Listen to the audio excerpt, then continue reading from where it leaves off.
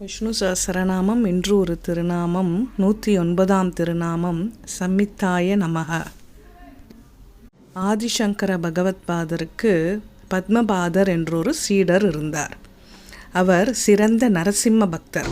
நரசிம்ம பெருமாளை நேரில் காணும் ஆவலுடன் தவம் புரிவதற்காக ஓர் அடர்ந்த காட்டை அடைந்தார். எதிரே வந்த ஒரு வேடன் பத்மபாதரை பார்த்து, ஐயா, உங்களை பார்த்தால் பெரிய யோகியைப் போல தெரிகிறதே, இந்த ஆபத்தான காட்டில் உங்களுக்கு என்ன வேலை? இங்கே கொடிய மிருகங்கள் பல உள்ளன, அவற்றால் உங்களது உயிருக்கு ஆபத்து ஏற்படலாம். தயவு செய்து இந்த காட்டுக்குள் செல்லாதீர்கள் என்றான். நரசிம்மரை நேரில் காண தவம் செய்ய போவதாக சொன்னால் அந்த வேடனால் அதை புரிந்து கொள்ள முடியாது என்று கருதிய பத்மபாதர், அப்பா, நானும் ஒரு மிருகத்தை தேடிதான் இக்காட்டுக்கு வந்துள்ளேன் என்று அவனது மொழியிலேயே மறுமொழி கூறினார். ஆனால் வேடன் விடவில்லை. என்ன மிருகம் அது என்று கேட்டான். அது உனக்கு தெரியாதப்பா, கழுத்துக்கு மேல் சிங்கம் போலவும் கழுத்துக்கு கீழே மனிதன் போலவும் அந்த மிருகம் இருக்கும் என்றார் பத்மபாதர்.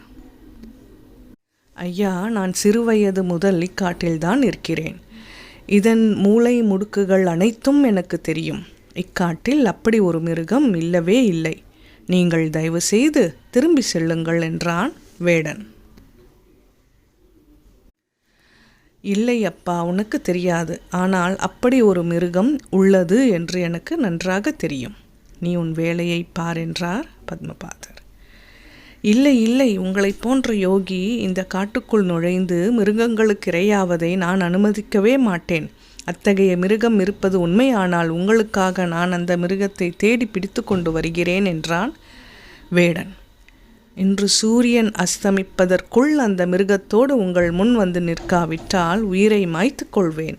நீங்கள் காட்டுக்கு வெளியே காத்திருங்கள் என்று சொல்லிவிட்டு காட்டுக்குள் சென்றான். காடு முழுவதும் தேடியும் அம்மிருகத்தை கண்டுபிடிக்க முடியவில்லை. சூரியன் அஸ்தமிக்கும் நேரம் வந்தது. சொன்னபடி உயிரை மாய்த்து கொள்ள எண்ணி ஒரு பாறையின் உச்சிக்கு சென்றான் வேண்டன். நில் என்றொரு ஒலி. திரும்பி பார்த்தான். அவன் தேடிய மிருகம் அவன் எதிரே நின்று கொண்டிருந்தது. உடனே அதை கயிற்றால் கட்டினான். பத்மபாதரின் இருப்பிடத்திற்கு அழைத்து வந்தான். ஐயா, சொன்னபடி மிருகத்துடன் வந்துவிட்டேன், பாருங்கள்.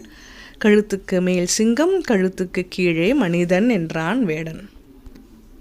பத்மபாதரின் கண்களுக்கு எதுவுமே தெரியவில்லை. எங்கே அப்பா மிருகம் என்று கேட்டார். இதோ என் கண்களுக்கு தெரிகிறதே, உங்கள் கண்களுக்கு தெரியவில்லையா என்றான் வேடன். அப்போது நரசிம்மர் அசரீரியாக பத்மபாதரிடம், பத்மபாதா, நீ வேத சாஸ்திரங்கள் அனைத்தும் கற்றவன். ஆனால் என் மீது முழுமையான நம்பிக்கை உனக்கில்லை. இந்த வேடன் எந்த வேதமும் பயிலாதவனாயினும் என் மீது அசைக்க முடியாத நம்பிக்கை வைத்து என்னை தேடினான். அத்தகைய நம்பிக்கை உள்ளவர்களுக்கே நான் காட்சி தருவேன் என்று கூறினார். ஒரு வேடனுக்கு இருக்கும் நம்பிக்கை வேதம் கற்ற தனக்கு இல்லையே என எண்ணி வருந்தினார் பத்மபாதர்.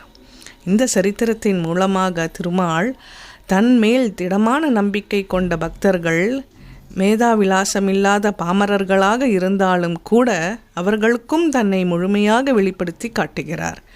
அவர்களின் பக்திக்கு கட்டுப்படுகிறார் என்பது புரிகிறது. அதனால் அவர் சமித்தக என்றழைக்கப்படுகிறார். அதுவே விஷ்ணு சஹஸ்ரநாமத்தின் 109வது திருநாமம்.